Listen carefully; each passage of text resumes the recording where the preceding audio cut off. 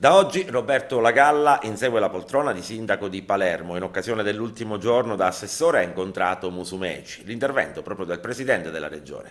Vediamo. Tra la scuola secondaria... Ieri ultimo giorno di lavoro alla Regione e da oggi, 1° aprile, l'inizio della ricerca del consenso a Palermo per sedersi da sindaco a Palazzo delle Aquile. Roberto Lagalla ha salutato il presidente della Regione e Nello Musumeci ha elogiato e benedetto il suo ex assessore e ha usato parole che secondo alcuni, se non tanti, sono da interpretare come la promessa o l'annuncio di un sostegno alla candidatura a sindaco dell'ex rettore dell'università. I due alla cessazione dell'incarico si sono incontrati. Musumeci innanzitutto lo ha ringraziato, affermando: «È una perdita per il governo la sua uscita, ma in politica la parola mai non esiste. Continuo a sperare per il futuro ci possano essere 1000 altre occasioni per poter lavorare assieme pur in ruoli diversi».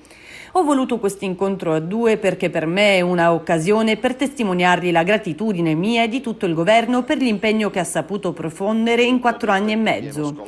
E poi, nella prospettiva della corsa di Lagalla, sindaco della capitale di Sicilia, Nello Musumeci ha aggiunto: «Siamo qui per rendere pubblicamente omaggio alla competenza, alla tenacia, alla passione, alla signorilità del professor Roberto Lagalla, che ho avuto il piacere e l'onore di avere componente del governo fin dal primo giorno, dal 29 novembre del 2017, e sarebbe rimasto fino all'ultimo giorno del mandato se non avesse autonomamente deciso di affrontare una sfida che gli fa onore, che è quella di correre per la sindacatura di Palermo, una città da qualche tempo malata di carestia d'amore da parte di chi dovrebbe veramente amarla».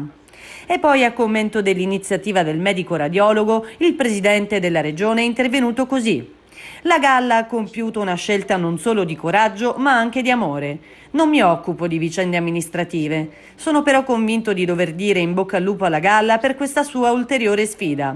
Si è caratterizzato in questi anni per aver rilanciato non soltanto l'assessorato ad istruzione, con una competenza che gli deriva dalla sua lunga carriera di docente universitario prima e direttore dopo, ma ha dato anche impulso alla formazione, che non è stato più argomento da cronache giudiziarie, ma è diventato un argomento appassionante, avendo messo in perfetta sintonia il mercato del lavoro e il mondo delle imprese.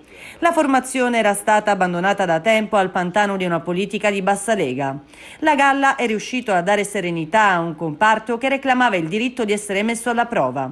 Lagalla, come tutti gli assessori, ha avuto ampia autonomia nella gestione del suo assessorato. L'ha fatto con la competenza di dirigenti che ha deciso di nominare.